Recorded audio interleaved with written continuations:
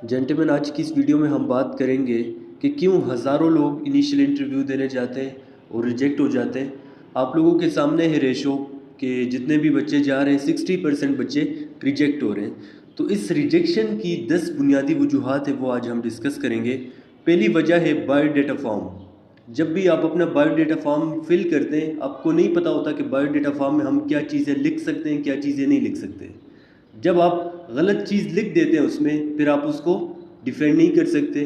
तो ये पहली वजह होती है। तो आपको बायोडाटा फॉर्म फिल करने से पहले उसे अच्छी तरह से देखें और घर से तैयार करके जाएं कि बायोडाटा फॉर्म में क्या क्या चीज़ें आपको पता होनी चाहिए कि क्या क्या चीज़ें पूछी जाती हैं।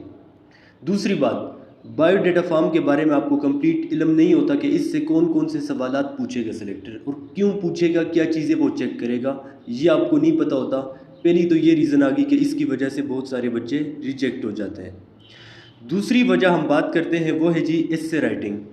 एस्से बहुत इंपॉर्टेंट है। जब भी आप इनिशियल में जाएंगे, आप दो टॉपिक्स पे एस्से लिखेंगे। एक टॉपिक होगा इंग्लिश का, एक टॉपिक होगा उर्दू का।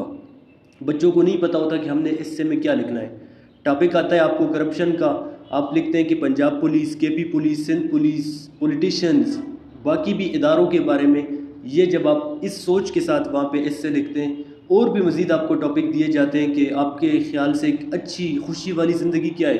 बच्चे कहते हैं खुशी वाली वो ज़िंदगी है जिसमें आपके पास गाड़ियाँ होंगी, अच्छा कारोबार होगा, वगैरह वगैरह। और भी काफ़ी सारी चीज़ें जिससे वो सिलेक्टर एस्से में चीज़ें देखेगा।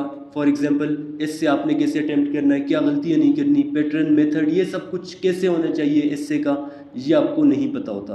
तो आपको पता होना चाहिए। इससे आप जाने से पहले अपने ट्रेनर से आप लाजमी चेक करके जाएं और उनसे पूछें कि आप एस्से में क्या क्या गलतियां कर रहे हैं, ताकि आप रिजेक्शन से बच जाएं।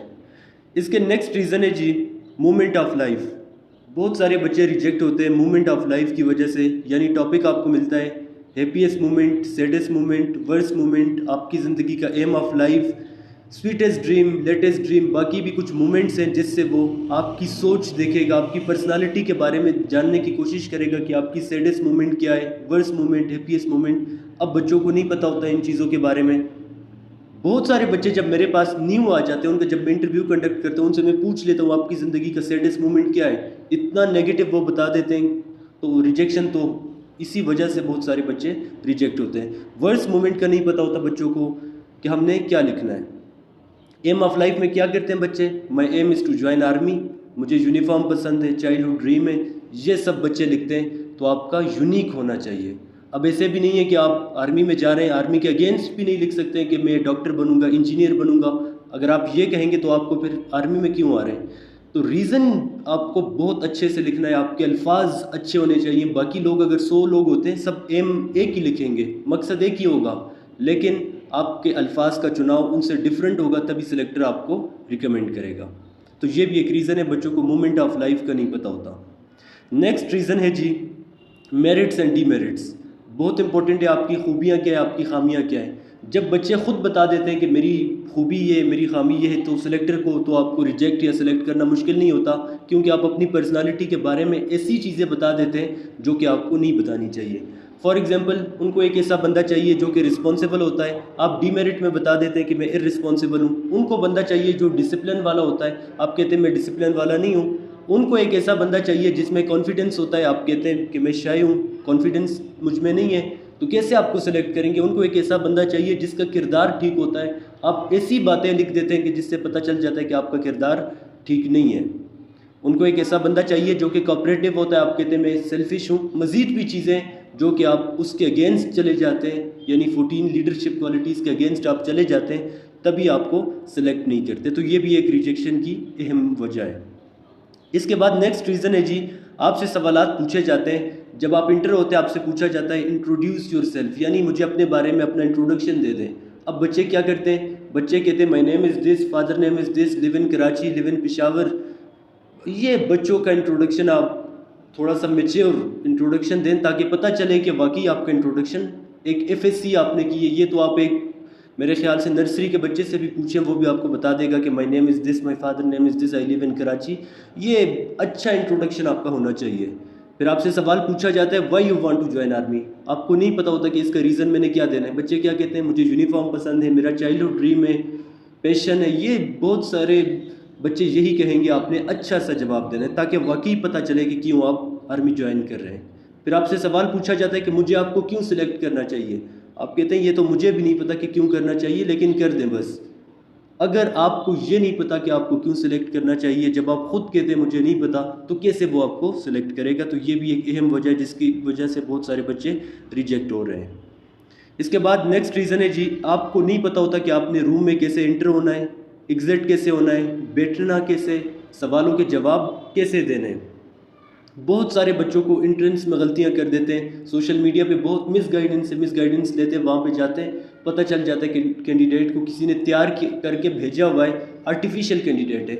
एग्ज़िट करने का नहीं पता होता, रूम से बाहर आना कैसे, बैठना कैसे, सवालों के जवाब आपने कैसे देने हैं, देखा क्या जा रहा है। आपसे अगर वो पूछता है कि मैं अगर आपको 10 लाख रुपए दूँ तो आप क्या करेंगे, बच्चों को आगे से नहीं पता होता कि मैं इससे क्या करूँगा। मज़ीद आपसे सवाल पूछते हैं रिजेक्ट करूं क्या करोगे, बच्चों को नहीं पता होता। तो इस किस्म के मज़ीद भी सवाल है, आपको नहीं पता होता कि इस सवाल का जवाब हमने क्या देना है।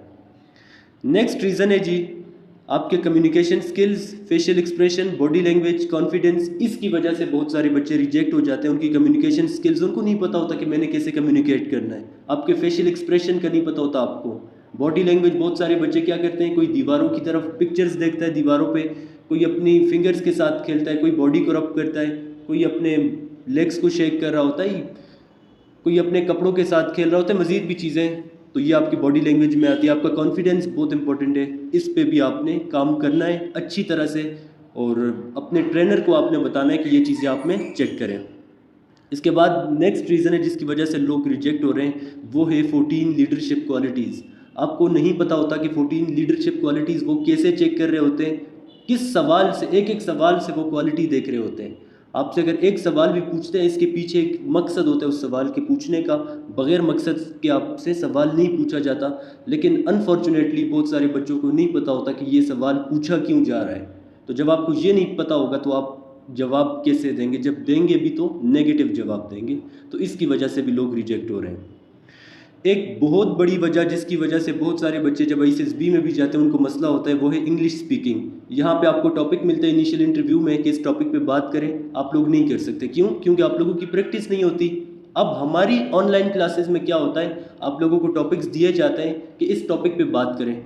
जब आप पहली मरतबा बात करते हैं आप नहीं कर सकते, हम आपको इनकरेज करते हैं, मोटिवेट करते हैं, दोबारा जब आप बात करते हैं किसी हद तक आप कर लेते हैं। जब आप मेरे ख्याल से 7-8 बार जब आप बात करते हैं 7-8 टॉपिक्स पे, तो आपकी इंग्लिश इतनी अच्छी हो जाती है। आपका जो डर का बैरियर होता है ना, जिस बैरियर की वजह से आप लोग बात नहीं कर सकते, आप लोग घबराते हैं, डरते हैं, वो बैरियर आपका ख़त्म हो जाता है और आपको बात करते हुए फिर मज़ा आता है कि ज़्यादा से ज़्यादा टॉपिक्स पे आप लोग बात कर सकें। तो इंग्लिश स्पीकिंग भी बहुत इंपॉर्टेंट है। बच्चे अपनी बात सेलेक्टर तक कम्युनिकेट नहीं कर सकते।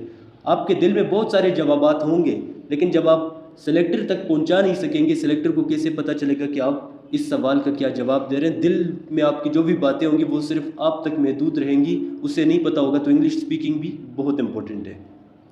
नेक्स्ट रीज़न है जी, साइकोलॉजिकल क्वेश्चन। अभी इंटरव्यू में ऐसे सवालात पूछ रहे हैं आपसे जिससे आपकी सोच देखी जाती है। इवन के इंटरव्यू में एक नया फॉर्म भी ऐड हुआ है जिसमें 7-8 किस्म के साइकोलॉजिकल सवाल हैं, वो मैं आपसे शेयर कर दूंगा। वो सवालात आपने यहाँ से तैयार करने अपनी पर्सनालिटी के मुताबिक। मसला यहाँ पे आता है, कैंडिडेट क्या करता है, सोशल मीडिया पे जाता है, यूट्यूब पे एम ऑफ लाइफ में क्या लिखूँ, सैडेस्ट मोमेंट में क्या लिखूँ, मेरी ज़िंदगी का अनफॉर्गेटेबल मोमेंट क्या है, आपसे बेहतर वो कोई नहीं बता सकता। जिसने वो वीडियोस अपलोड की होती हैं वो उसकी पर्सनालिटी के मुताबिक होती है, आपकी नहीं। मज़ीद भी साइकोलॉजिकल सवाल आपसे पूछे जाते हैं, आपको नहीं पता होता, आप किसी और के सवाल कॉपी करते हैं। अब इन साइकोलॉजिकल सवाल को बहुत अच्छी तरह से आप कर सकते हैं अगर आप लोग तैयारी करेंगे। यहाँ पे हमारी ऑनलाइन क्लासेस जब स्टार्ट हैं, बच्चे जब आते हैं हमारे पास, शुरू में हम उनका इंटरव्यू कंडक्ट करते हैं, पता चल जाता है कि बच्चे में क्या कमी है, क्या किस चीज़ पे इसको मज़ीद इम्प्रूवमेंट करने की ज़रूरत है, तो हम उस पर काम करते हैं।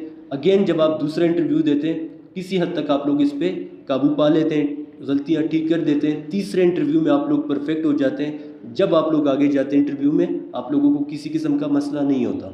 तो कंप्लीट आपको तैयारी करवाई जाएगी। आपने इंट्रोडक्शन कैसे देना है, hobby, sports, reason to join army, इससे कैसे लिखना है, क्या गलतियाँ नहीं करनी, ये सारी चीज़ें हम आपको ऑनलाइन क्लासेस में बताते हैं। क्लासेस हमारी स्टार्ट है किसी भी किस्म का आपको इन्फॉर्मेशन चाहिए, स्क्रीन पे आपके सामने व्हाट्सएप का नंबर शो हो रहा है, इस व्हाट्सएप नंबर पे आप हमसे रब्ता कर सकते हैं। अगर आप चाहते हैं कि आप यूट्यूब से तैयारी करें, यूट्यूब पे भी आपको 70 to 80% तैयारी इस चैनल पे हो जाएगी।